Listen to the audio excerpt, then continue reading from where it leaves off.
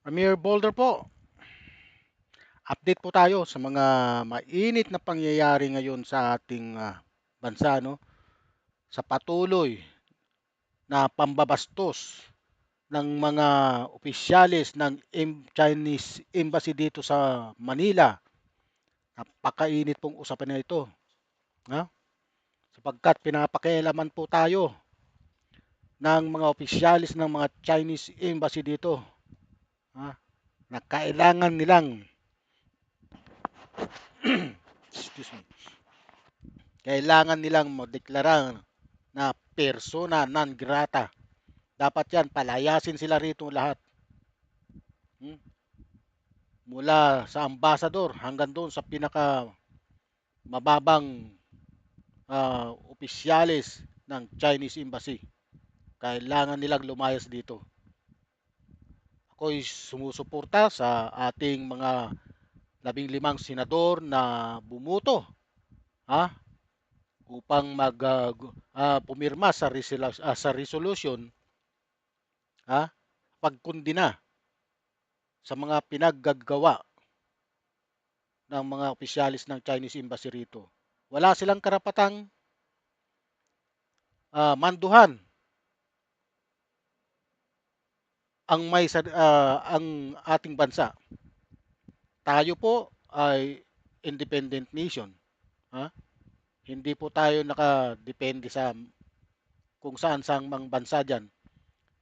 Ang gusto po kasing mangyari ng China na diktahan, ano? Diktahan ang ating mga opisyalis na sila ang masunod.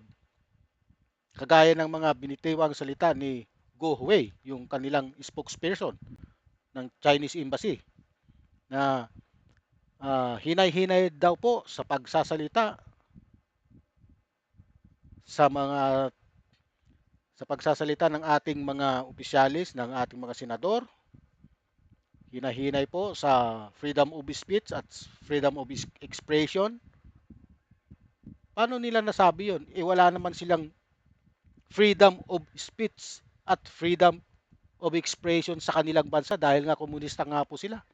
Once na nagsalita ka sa kanila, dalawa lang patutunguhan mo. Either makulong ka o mamatay ka, mawala ka, hindi ka na makikita. Ganun po ang sitwasyon dun sa China. Kaya wala po silang karapatan, na pagsalitaan, ha, nababuyin ang ating mga magigiting na 15 senador, ha, na pumirma sa resolusyon. Oh.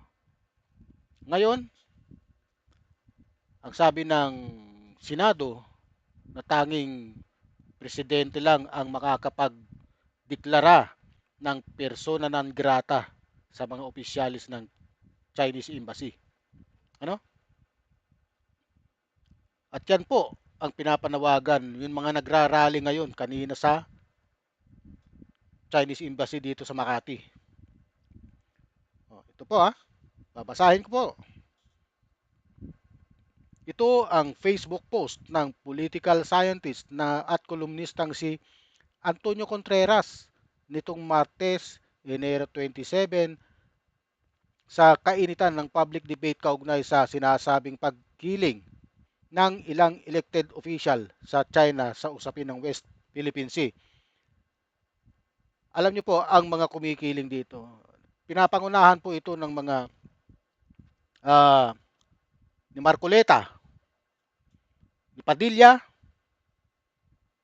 ni Escudero, Pia Cayetano, Alan Cayetano, si Bongo, Bato de la Rosa Calvo, na hindi na pumapasok sa Senado pero sumusweldo, ah, si si Manang Amy Marcos, ha?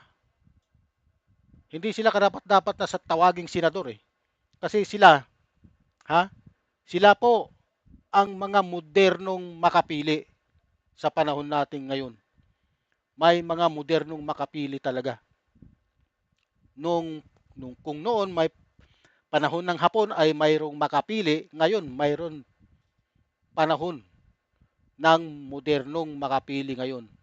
Walang iba, yung mga siyam na senador na hindi po pumirma sa resolusyon sapagkat sila po ay maka-China.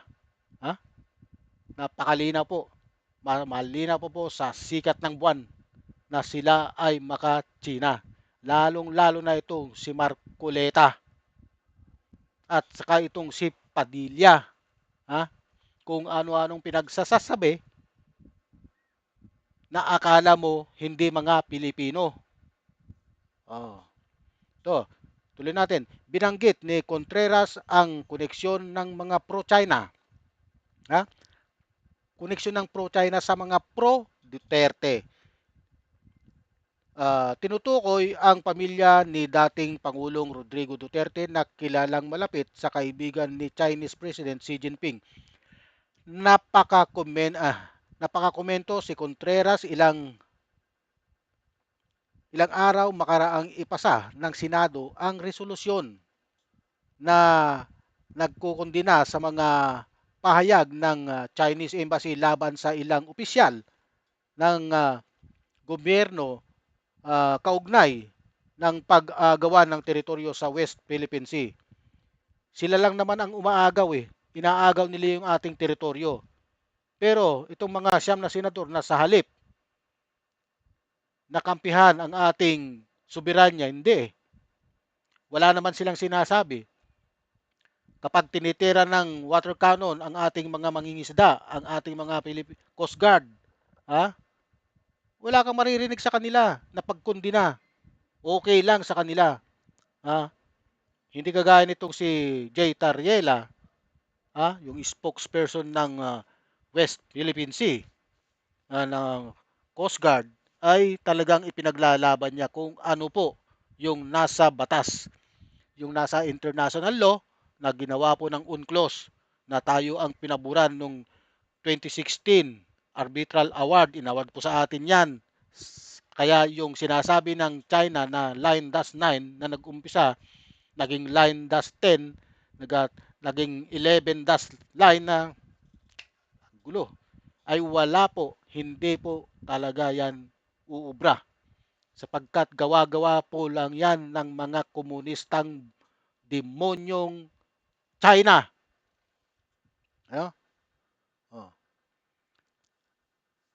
Inendorso ni Senador Kiko Pangilinan ang resolusyon na pinirmahan ni na Senate President Tito Soto, Senate President Pro Tempore Ping Lacson, Majority Leader Juan Miguel Zubiri, Senator Erwin Tulfo, Risa Hontiveros, Rafi Tulfo, Sherwin Gatchalian, Loren Ligarda, JB Ejercito, Bam Aquino, Camille Villar, Mark Villar, Lito Lapid at Jingo Estrada. Hmm. Mayroon pong isang opposition minority senator na si Jingo Estrada. Mayroon din pong isang majorities majority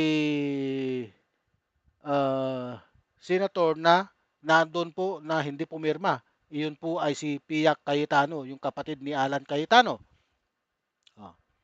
Samantala, mga miyembro ng minority bloc ang tumangging pumirma na nasabing resolusyon gaya ni na Senator Alan Cayetano, Ronaldo Bato de la Rosa, Chis Escudero, Bongo, Rodante Marcoleta, Amy Marcos, Robin Hood Padilla at Joel Villanueva. Umayaw din pumirma si Senator Pia Cayetano na miyembro ng mayorya. Oh, pati ito si Pia Cayetano ay isa ring traitor. Mga traitor po ito. Ha?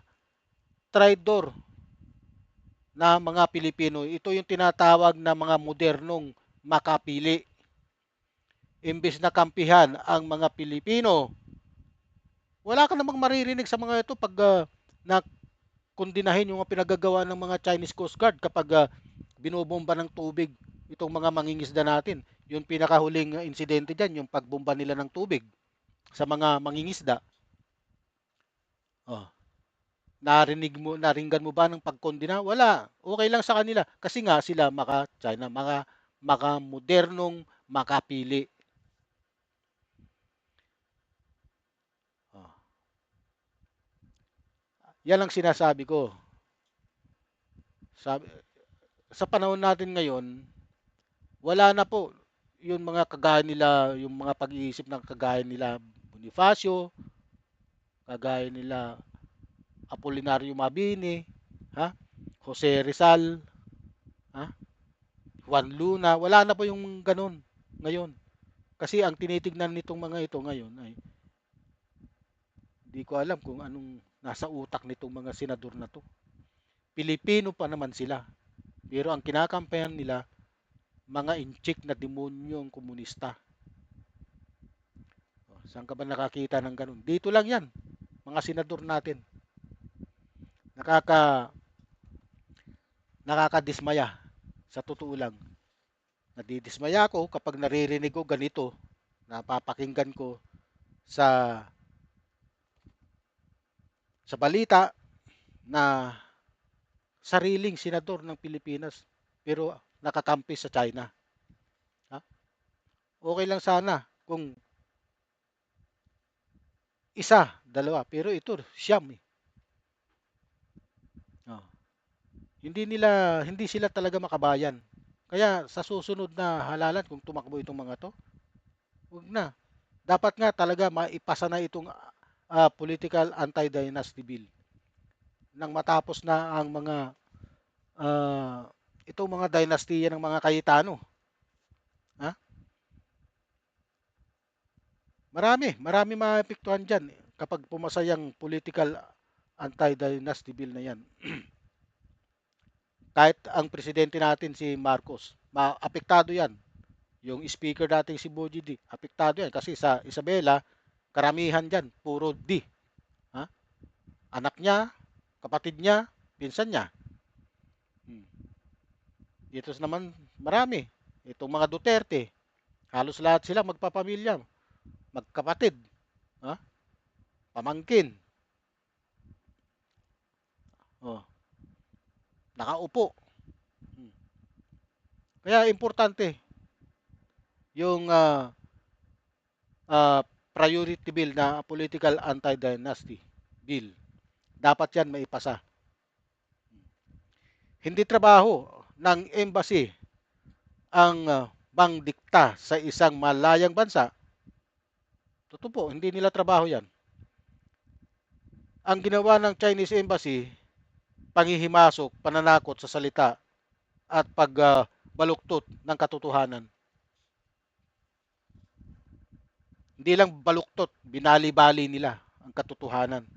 Ay lantad na pangyuyurak, pagyurak sa soberanya ng Pilipinas. May desisyon ng international law at malinaw kung kanino ang West Philippine Sea.